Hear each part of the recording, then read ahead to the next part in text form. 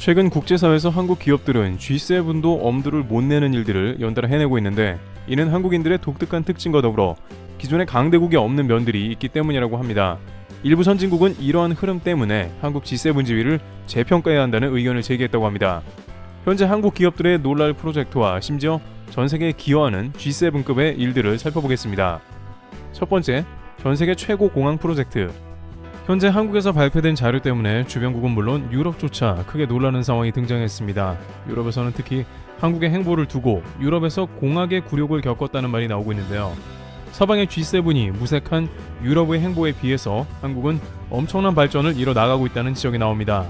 최근 한국은 안 그래도 서방 선진국들을 비롯해서 전 세계 많은 국가들로부터 관심을 받고 있습니다. 게다가 최근에는 한국의 국방 능력이 나토를 비롯한 유럽 및 서방, 남미, 동남아에도 각광을 받고 있습니다. 러시아 때문에 극도로 중차대한 분위기의 유럽에서 한국의 위상은 판이하게 달라진 모습이었습니다. 현재 유럽에서는 강대국의 척도를 경제력은 물론이지만 국방력의 여부가 어느 때보다도 중요하다고 평가하는데, 한국은 전세계 국방순위 6위에 랭크되면서 지금까지 평화롭던 유럽에는 부러움의 대상이 된 모습입니다. 일각에서는 팬데믹에 이어 K-방산까지 한국은 계속 앞서가고 있다는 평가를 받고 있는 국면인데요. 그런데 최근 한국은 관련 보도를 통해서 한 국가건설 프로젝트의 공정률이 50%를 넘었다고 보도했는데요.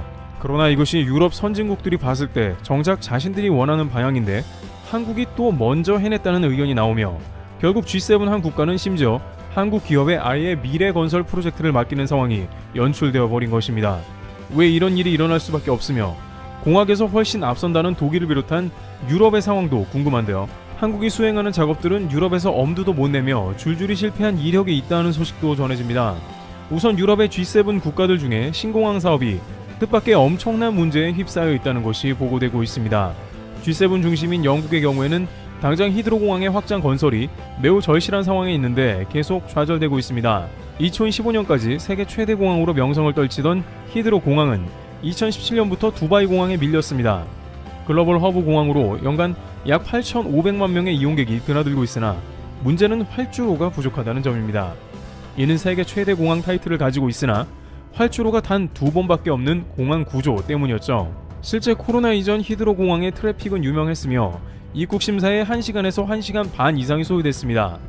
물론 한국의 경우에는 영국과 협약을 통해서 한국 여권만 보여주면 자동 입국 심사가 되어 빠른 통과가 되면서 다른 국가들보다는 훨씬 빠르게 입국할 수는 있었지만, 최근 들어 영국 공항엔 또 다른 문제가 나타났습니다. 그만큼 영국 최대 공항이자 유럽 허브인 히드로 공항이 다방면에서 굴욕을 당하는 상황입니다. 공항에 직원도 부족하고 활주로 문제도 있어서 이러다가 공항이 마비될 수 있다는 것이었습니다.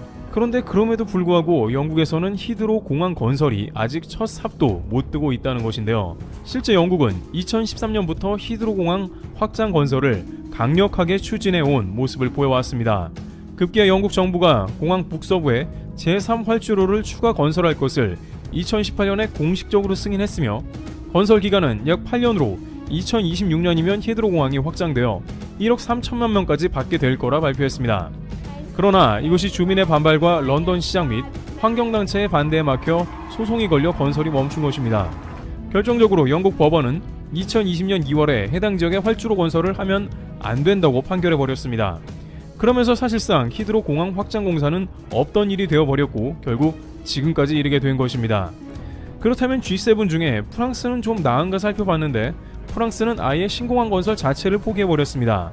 프랑스의 노트르담 데랑드 신공항 건설 프로젝트는 2000년 들어서면서 본격적으로 추진되었는데요. 프랑스 서부에 약 1조 원가량의 예산을 들여서 공항을 건설하려 했으나 여러 행정 문제로 포기했습니다. 또한 히드로 공항은 다음에 유럽 제2위의 공항인 샤를 드골 공항의 확장 계획도 폐기해버렸습니다. 프랑스 정부는 네 번째 터미널을 신설 확장해서 연간 4천만 명의 승객을 더 확보하려고 했습니다만, 이 역시 무리한 사업이라는 평가와 다양한 반대 의견으로 마크롱 대통령은 사업을 포기해버렸습니다. 그러나 막상 이렇게 공항에 대한 관리와 투자를 부실하게 진행한 결과 최근에 또 문제가 생겼는데, 샤를 드골 공항 역시 수화물 분실 문제와 더불어 승객들 폭발로 인해 골머리를 앓고 있는 모습입니다. 공항 직원 관리를 비롯한 과감한 투자가 선행되었다면 현재 무리 없이 공항을 운영했다는 아쉬움이 나옵니다. 그렇다면 유럽 G7 국가 중 공학의 국가라는 독일은 현재 어떤 상황으로 진행 중인지 궁금한데요. 독일은 이들 국가 중에 놀랍게도 가장 굴욕을 심하게 당했고 현지에서 한국과도 비교되는 모습을 보여주고 있는데요. 독일 정부는 수도 베를린에 국제공항 규모의 공항이 없다는 지적이 잇따르자 신공항 건설에 착수했습니다. 이러한 결정은 무려 2006년에 이루어졌으며 2012년에는 건설을 마칠 것으로 예상했습니다. 그런데 공항 업체 선정과 건설에서 독일은 엄청난 오류를 범했고 계속 공기가 지연이 되었는데요. 독일의 최초 업체는 소규모 업체로 공항 건설을 해본 적이 없는 회사로 설계 자체가 엉망이었습니다. 규격이 맞는 게 없었고 결국에는 모든 것을 원점으로 다시 시작해야 하는 상황이 등장한 것입니다. 거의 15년이나 허비했으며 애초에 공항 건설 예산은 2조 5천억 원으로 책정됐으나 지연으로 8조 5천억 원이 되었고 그 가운데 매월 공항 유지 비용을 위해서 150억 원을 지출하면서 공항 유지비에만 8천억 원이 넘었습니다. 천신만고 끝에 결국 공항 개장은 2020년 말이나 돼서야 간신히 이루어지면서 독일의 굴욕이라는 오명을 썼습니다.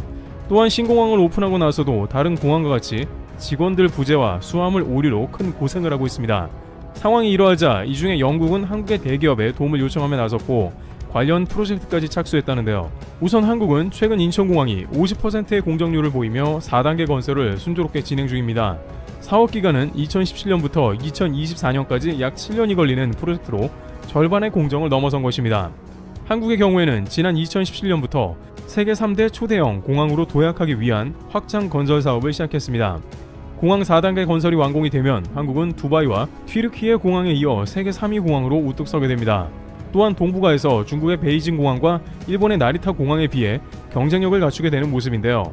인천공항공사에 따르면 4단계 완공 시 연간 1억 600만 명의 승객을 수용하게 되는 초대형 허브가 완성이 되며 세계 최초로 5천만 명 이상이 수용 가능한 여객터미널을 2개 보유하고 된다고 전했습니다. 또한 이 과정에서 빅데이터, 사물 인터넷, 가상, 증강현실 등 4차 산업혁명 기술을 활용한 여객 맞춤형 서비스를 대거 도입하고 자연환경과 건축물이 어우러진 공원 속의 공항을 구현하는 등 이용객들에게 더욱 편리하고 안전하고 빠른 공항 서비스를 제공할 계획으로 알려졌습니다. 또한 현재 진행 중인 수화물 시스템 역시 4단계로 업그레이드를 진행하면서 세계 최저 분실률을 보일 것입니다. 현재 전 세계가 공항 수화물 분실이나 수용 능력이 한계에 다다랐지만 인천공항 수화물 지연율은 0.0002%로 시간당 5,400개를 처리하며 단순하면서도 속도가 매우 빠른 시스템을 자랑하게 됩니다. 여객터미널 확장 공사뿐만 아니라 BHS 수화물 시스템 개선을 통해 최고 수준이 되는 것이죠. 이렇게 공항 건설과 관련해 전세계 최첨단 기술과 규모를 자랑하는 한국의 행보가 이어지면서 영국 정부는 영국 중부 도시 버밍엄에 세계 최초 도심항공 모빌리티 공항의 메인 파트너로서 바로 한국의 현대차를 선정하고 도심공항에 필요한 드론과 에어택시 등 물류 여객 허브를 구축할 전망입니다. 현대차는 2020년에 영국 당국의 어번 에어포트와 업무 협약을 체결했고 프로젝트에 착수한 것입니다. 나사에 따르면 앞으로 이 시장이 전세계 500조 원 규모의 부가가치를 창출할 것으로 전망했는데 세계 최초의 시작 프로젝트에 한국 기업이 포함된 것은 매우 의미가 큰 행보라는 의견이 나옵니다. 일각에서는 영국의 이러한 한국과의 협업에 관해서 그리 놀랄만한 일은 아니라고 전하고 있습니다. 이미 한국은 전 세계의 각종 공항에 관련한 건설과 운영 자체의 서비스를 수출하고 있는 상황인데 중동에서 두바이, 튀르키예 등의 공항이 세계 1, 2위에 치열한 다툼을 하고 서로 허브가 되려고 하자 쿠웨이트에서는 허브 역할의 중심이 되기 위해서 제4터미널 운영을 인천공항공사에 맡긴 모습입니다. 이는 애초에 2018년 당시 터키 이스탄불 신공항의 건설 및 노하우가 인천공항이 멘토였기 때문입니다. 당시 터키, 튀르키예는 한국의 공항의 기초부터 운영까지 모든 것을 알려달라고 자문을 구했으며 인천공항의 3.5배에 해당하는 공항을 운영하기에는 반드시 한국의 노하우가 필요하다고 했습니다.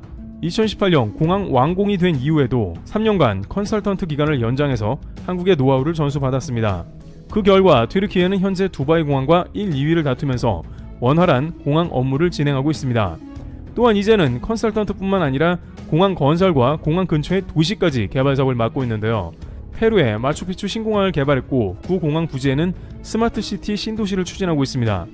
이처럼 인천공항공사는 국가에 따라서 건설부터 운영까지 토탈 솔루션을 제공하고 있는 모습입니다. 현재 유럽 각국은 공항 건설부터 운영까지 모든 것이 어려움을 겪고 있는 국면입니다만 한국은 팬데믹을 잘 넘기고 세계 3위 규모의 동북아 허브 공항 건설 및 프로젝트를 순항하는 모습입니다. 잠시 구독자 여러분을 위해 가정의 달 효도와 더불어 가정과 본인도 챙길 수 있는 선물을 소개해드리고자 하는데요. 저희 채널에서도 주변에 선물을 해드렸는데 뿌리채 산삼을 드렸더니 즙과는 달리 신기해하기도 하시고 비주얼상으로도 보기 좋다면서 매우 만족하셨는데 산삼 뿌리 선물은 그 자체로 여러 면에서도 좋은 것 같은데요. 이번 산양 산삼은 1+1으로 한 뿌리씩을 더 드리는 행사이니 내용 참조하셔 좋은 선물 되셨으면 합니다. 어르신들은 오래전부터 기력을 회복하고 체력을 다스리는 데 산삼을 써왔는데 그랬기 때문에 명절 선물이나 귀한 분들을 챙겨서 드려왔던 것으로 유명합니다. 특히 산양산삼은 본래의 산삼과 가장 가깝다는 평가를 받고 있는데요.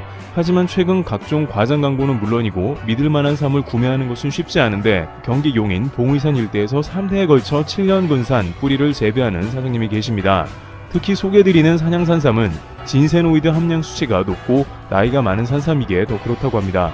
또한 그 이유는 뇌도 마디가 3, 4개 있다는 7년근삼을 주로 재배하고 있기 때문인데 지금 소개드리는 산양산삼은 최대한 자연환경과 일치하며 강원도산 생익기를 사용하고 있기에 특히나 다른 나라의 산삼보다 더욱 많은 진세노이드 성분이 포함되어 있다고 합니다.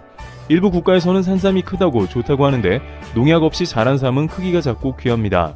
사람의 손을 타지 않고 자연 그대로의 풍파, 병충해, 스트레스를 받고 자랐기 때문이죠.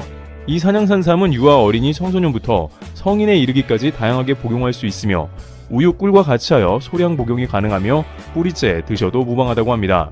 패키지도 명절 특전으로 보자기로 포장되는 등 매우 고급스럽고 산삼의 가격도 합리적입니다. 고정 댓글을 통해 구매 링크를 제공해드리며 좋은 선물이 되시기를 바라겠습니다. 트래블튜브였습니다. 감사합니다.